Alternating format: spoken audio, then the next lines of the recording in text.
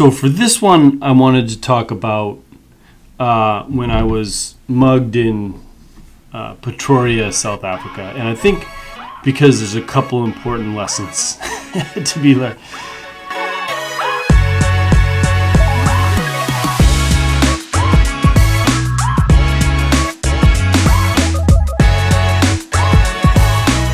I mean, to be fair, every time you're mugged, you learn important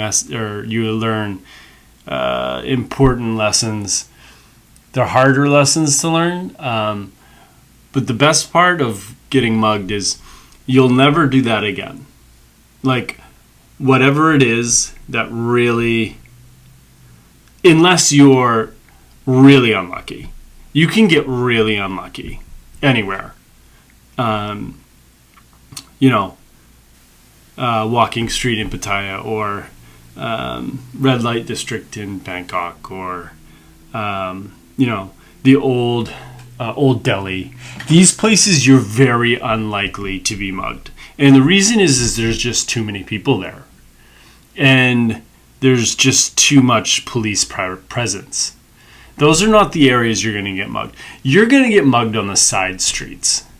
You're going to get mugged in the wrong neighborhoods at night that are away from the stores. And you've done something.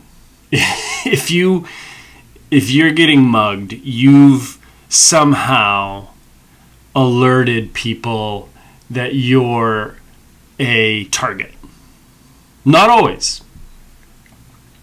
Not always. You can do everything right and still end up getting mugged in, Guayaquil, Ecuador, for example.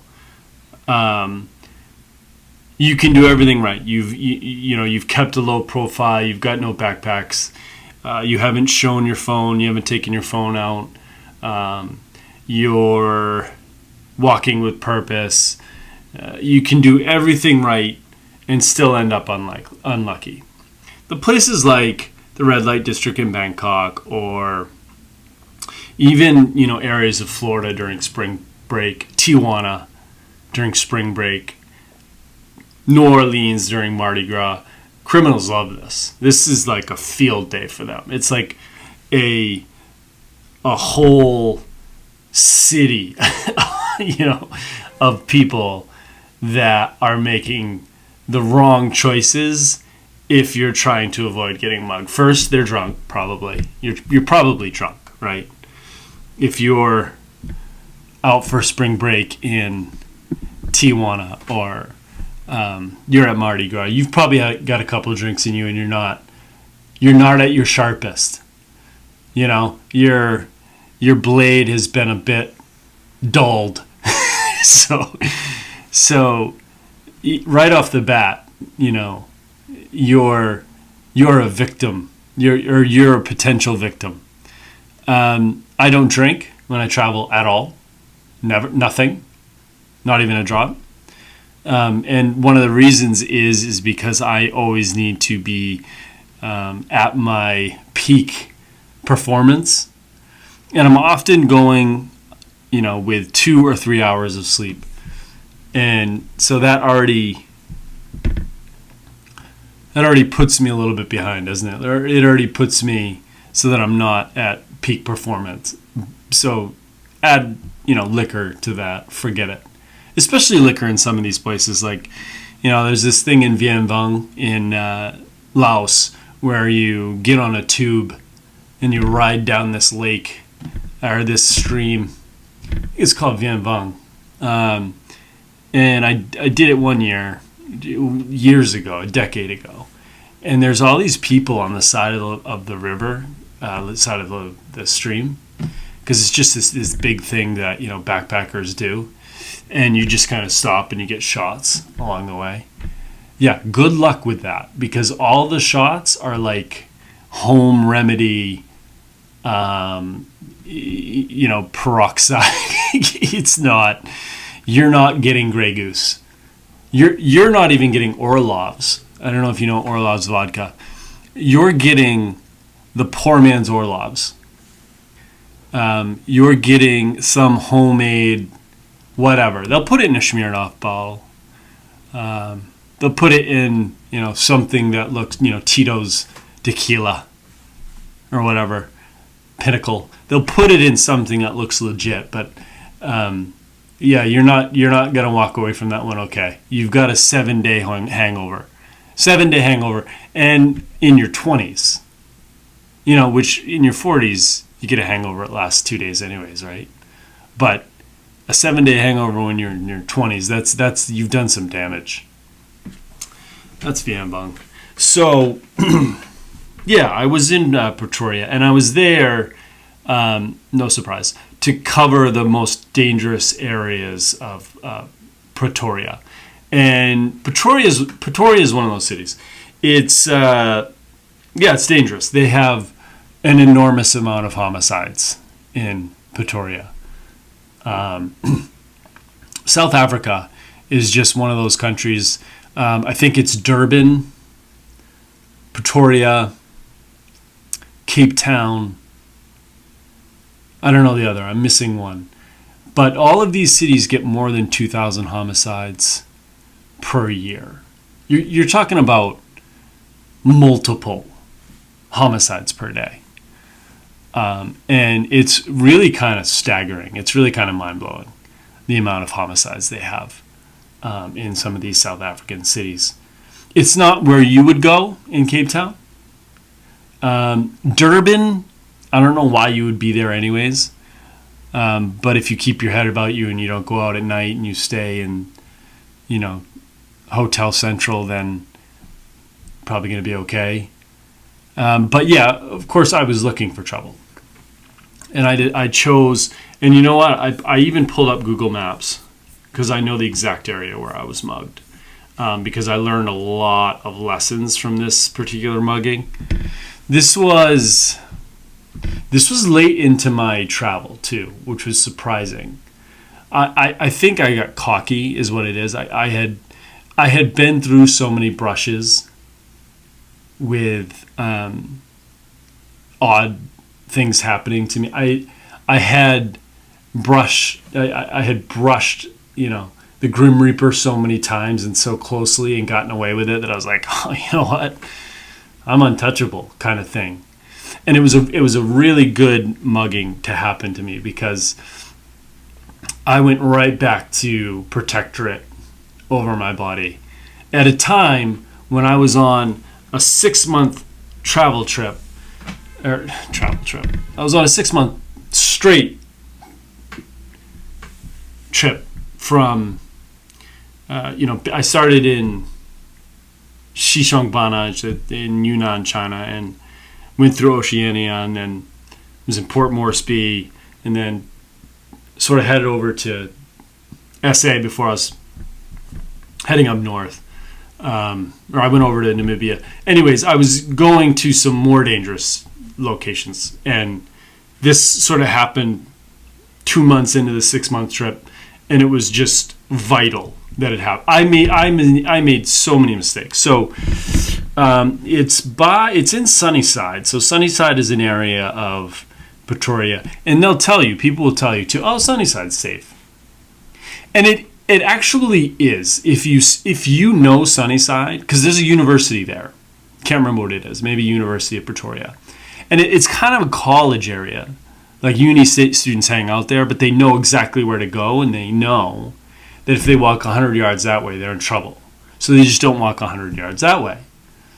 It's unbelievable when you're traveling how much 100 feet can matter sometimes. It can mean the difference between complete safety, and it can mean you're getting choked out, which happened to me. So I was near Freedom Liquor Store. Okay, so that's on, it's kind of near Voss Street in Sunnyside. And it's sort of in the center of Sunnyside, more towards the eastern side of it. And I guess I'll set the scene first. So I had a yellow, I had a yellow North Face hoodie on. Like, that's already stupid, right? If you're going out in these dangerous areas, wear gray, wear black, wear blue. Wear a muted color where you're not going to stand out. If you're in yellow, you're an idiot. Not if if you're in Orlando on vacation and you want to throw on yellow, go ahead. If you're in, Colima, Mexico at 9 p.m. at night, don't throw on your best yellow sweater.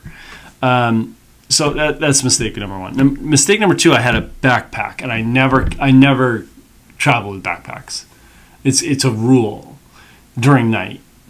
And the reason is not because a backpack makes you a tourist automatically. Locals wear backpacks, right?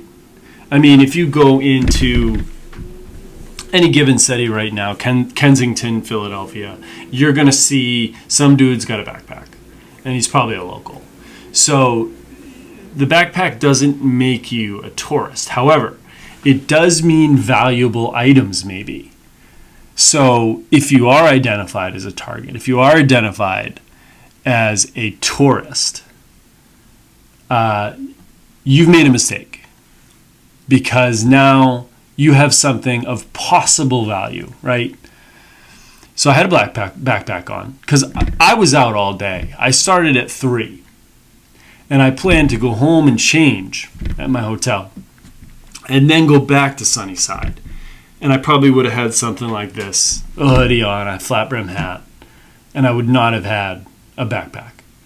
So it was not planned, but I still did it, and it's so stupid. So that was mistake number 2. Mistake number 3, in areas where you see that stores have closed, not closed for the night, but closed business, sometimes that means that area is so rough that they've been robbed so many times that they close up shop. And they're usually very boarded up in a sketchy way, and they just look sketchy. And the stores and the shops go away. That's when you're in trouble. If you're in a dangerous area and there's no longer stores, that is a very good sign that you're in a part of a neighborhood that you don't want anything to do with.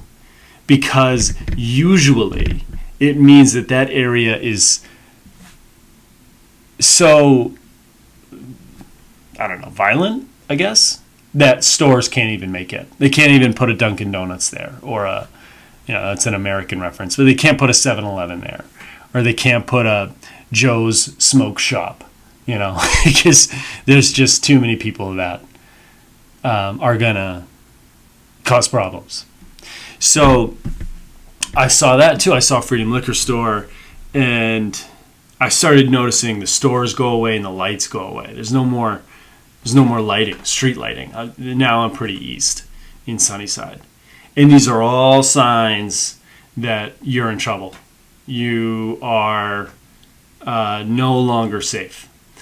And so I have this automatic thing that when I'm not safe, I pretend I know exactly what I'm doing. And it's still up in the air whether I think this is the right thing to do or not. I do it by default.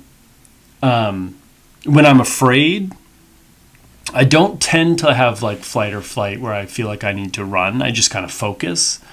And I focus on acting like I know completely where I'm going. So really, any turn I make, I'm gonna stay with it. I'm not gonna double back. So I did try and turn. I made it worse. So I'm going straight, and the street lights have disappeared. The stores have disappeared. It's about 11, 12 at night, and there's some folks out, and now I know that I'm being hunted. So when I say hunted, usually they'll work in pairs. They, them, he, she, they'll work in pairs. So one guy will come up and try and distract you, right? He'll ask you for something, or do you have a light, or whatever, and then his buddy comes from behind you and gets you in a headlock or whatever. So that's one way they do it. Another way they do it is they're kind of like, they stay like, 20 meters from you. But you can hear them wrestling in the leaves if it's really quiet. Like you can hear their steps like around you, and you're kind of like, trying to hear where it's coming from.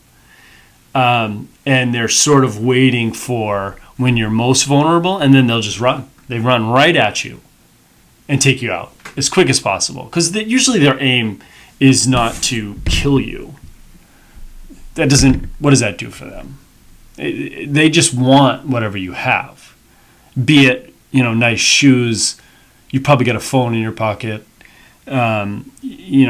whatever you have that is of value of them. So there's kind of two ways they do it. And I've been hunted both ways. There's other scams and hunts and stuff like that, but those are kind of the two that are coming to my mind right now. So for this one, people were trying both, and I knew I was a target. I had been identified for one reason or another as somebody that was in the wrong place. And so I'm just kind of walking straight, and this guy comes up to me, and I'm like, nope, waved him off. I just waved him off. Because I had been a part of that before. Hey, do you have a light? Or hey, do you have a cigarette? Or hey, what's your name? Just kind of waved him off, and he actually listened. And then I took a left, and I said, this is when I made things worse. So then, remember it really well. So I took that left, and I'm in like a field, like a football field, or it was at night, so I don't know where I was, but there was no lights. There were no more street lights. There were no more houses. There were no more stores. I was alone and a dead target.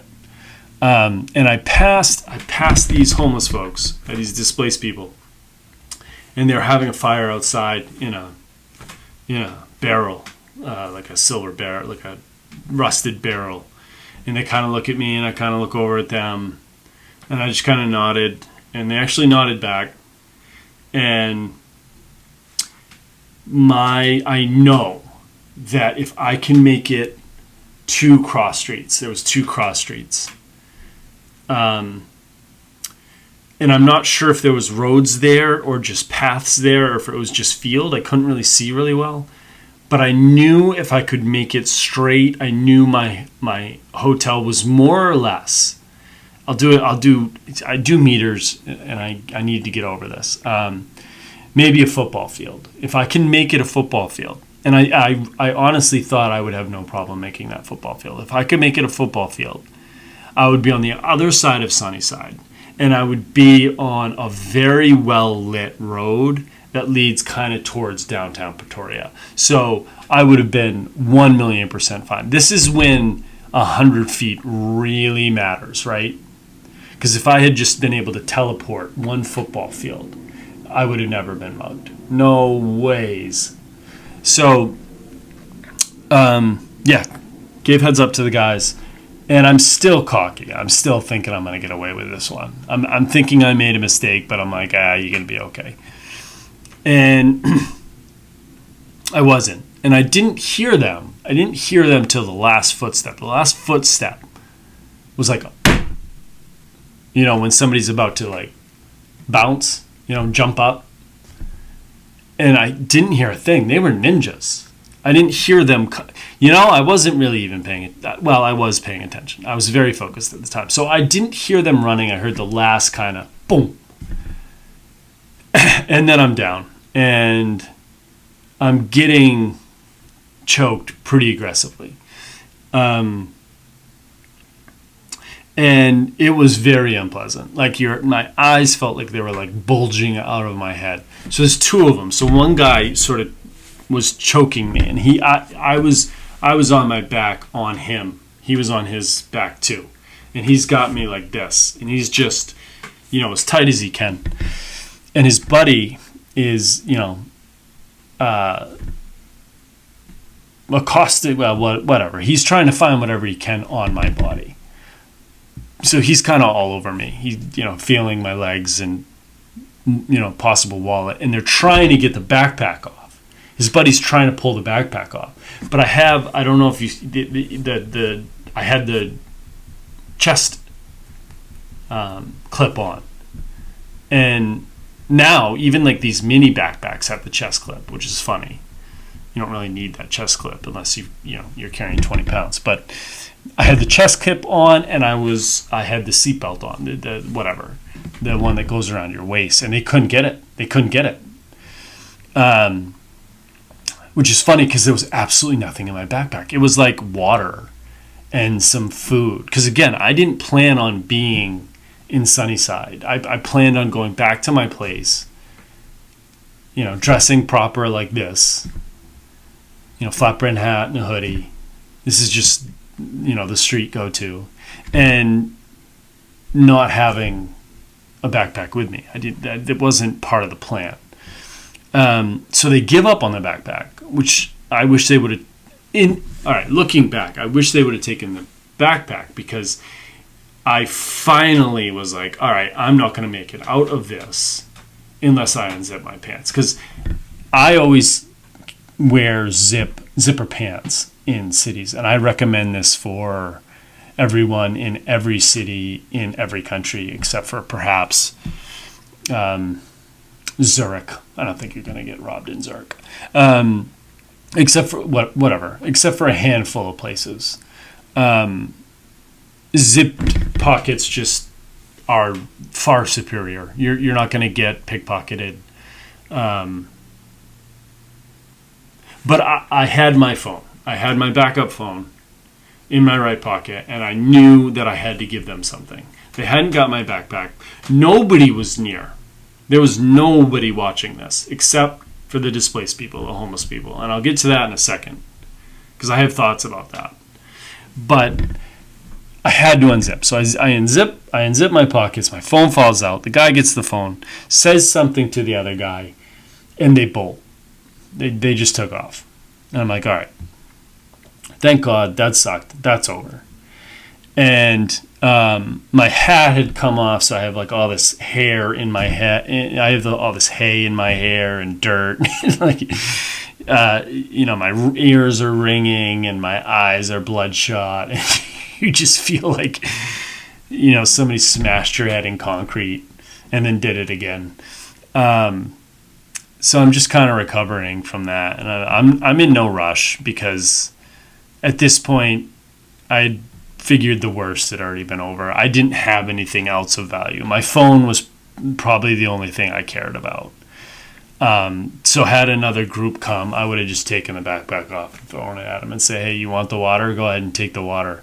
I think there's some Oreos in there too. Go ahead, feast for 5 minutes. So I just kind of took my time getting up, and I got up and I walked back towards the displaced people, the homeless guys. And I kind of look at them, and I'm like, really? And they're looking at me, and they're like, no emotion. Like, they were not surprised. I could tell that they were not surprised this happened. So even they knew it was going to go down. Like, it's such a daily occurrence in Pretoria that you got jumped. Like, to them, they might as well have just watched a child buy an ice cream cone. There's no difference. It's just an event that happens that's part of your day. They probably see it all the time. And they kind of look at me like, what? They kind of shrug, and they're like, what do you want us to do? Put ourselves in danger? They didn't say that, but they kind of just gave me this shrug. And I looked back and I nodded at them, because I'm like, they're right. They are right. Like, what are they going to do? Put themselves in harm's way?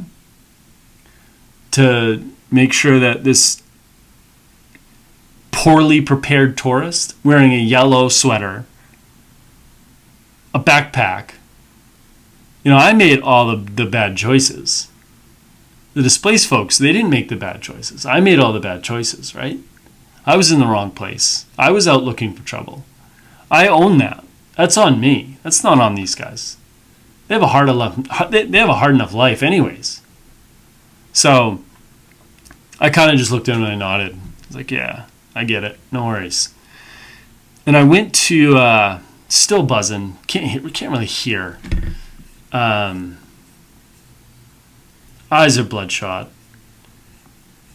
But I know where to go because I know when I took the wrong turn that I should have turned around. So I went west on, I think it was Joranson. Might be saying that wrong. Or Decock, maybe. I have it up on Google Maps, but I know the exact place that I was mugged because I made a note of it. Anyways, I think it was near Voss Street. And I'm going back towards, civilization, back towards the lights. The lights now, the street lights are starting to appear. Stores are starting to appear. And then I'm like, all right, now I'm good. Now you're good. And I didn't have a phone, and I wanted to report it, even though it's useless to report these things. If you're in a city and you've been mugged, and you're in South Africa, the police are not going to be able to assist you whatsoever. But I feel like it's, I don't know, responsible thing to do, I guess. So in an otherwise very irresponsible night. So I decided I wanted to report it. And, I'm talking to the guy behind the liquor store, and he's just looking at me like I've got 19 heads. And I forget, my eyes are all red, right? I'm like tearing up, blood. I'm, my windpipe is still constructed, so I'm talking with a raspy voice. I still got the ringing, so I'm probably talking too loud. I just look like a mess. I got grass and dirt in my hair, and I was like, "Can I use your phone?" No, this dude was not gonna let me use my phone. He thought I was just some tweaker that was just gonna take his phone and run, and I just looked like that. So I was like, okay, forget it. I'm not gonna get a phone. I know how to get back to the hotel. I always know how to get back to my hotel. I'll never put myself in a position without a phone. Without a phone, I need to know how to get back to my hotel. If I'm in a very dangerous area where I know that there's a 50-50 chance, I'll put it this way. When I'm in the most dangerous areas of these cities, these global cities, I go out as if I'm going to get mugged. So I don't bring my wallet. I carry loose cash. I don't bring my credit cards. I bring my backup phone, not my real phone. And you're preparing to get mugged. Well, that's what I do, at least. So I not necessarily prepared to be mugged this night, but anyways, so I always know my way back without my phone. And I did get back, and it was just kind of a weird night, and it just took me a second to sort of admit failure. because and I think that was more jarring to me than the actual assault, because I had been so good for so long. I had been through so many close calls that I thought the name of the podcast is Next Level. I thought I was a next level traveler, immune to muggings, and you're never immune to that. And I needed that reminder that I needed to get choked out and almost lose consciousness, and I needed to get that phone taken, and I needed the bumps and bruises on my head. I needed all that to happen because I was going to worse places after Pretoria, Juba, South Sudan. I was going to Mogadishu. It had to happen, because if I had made some of those mistakes in Port-au-Prince, Haiti, that's your life. That's not just your backup phone. That's not just your ears and your red eyes. That's your life in Port-au-Prince, Haiti, at least in 2024, 2025. So anyways, I'll just end by saying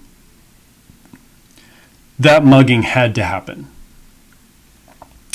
I was going to more dangerous areas, and it was necessary to bring me down, 20 notches, my ego down back to, making smart choices, because it was so absurd. the amount of mistakes I made. And with that event, being mugged, you don't really forget that. It's not something you forget. It's not like it's not one of those things that's easily removed from your mind. And that's a good thing, right? That your body remembers that as a very unpleasant thing. Because, yeah, it probably saved possibly my life. I was heading to Mogadishu, Somalia, and that's a serious area, right? Not for muggings. That there's a war. It's a war. It's a current war going on. So I guess it's different. Mogadishu is different from Pretoria. So I'll just say it needed to happen. I was thankful for that mugging, and it saved me from bigger mistakes. And I don't make those mistakes even more. Even though I'm a very seasoned traveler, I still stick to the script. I still follow what everybody should follow. Even if it's your first country, even if you just dropped in South Africa, these are the things you should do. And I should do the same things, even if I've been to 128 countries. It doesn't matter. We both should follow the same things because they keep you safe.